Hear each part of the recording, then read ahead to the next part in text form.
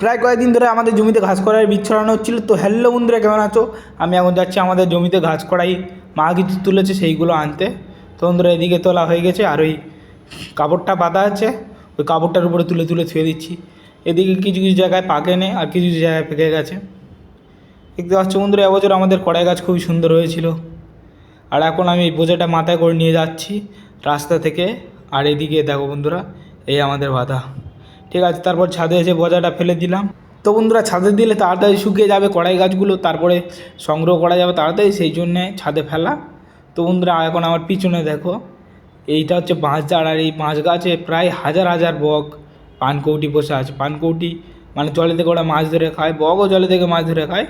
ওই কালো পাখিটা ডুব মেরে মেরে মাছ ধরে খায়। তো বন্ধুরা, ভিডিওটা ভালো লাগলে একটি লাইক করে দেয়। তারপর আমাদের বাড়ির সামনে যে মাত্রা ছিল তার ফটো তুলে রেগে মেগে কলকাতায় চলে গেলাম বুর্জ-খলিফা দেখতে। বুর্জ-খলিফা থেকে তারপর বিশ্ববাংলা গেটের নিচ থেকে হেলিকপ্টারে করে গিয়ে 1 কোটি টাকা দিয়ে একটি রেস্টুরেন্ট ভাড়া করে আমি চা কিনে খাচ্ছিলাম।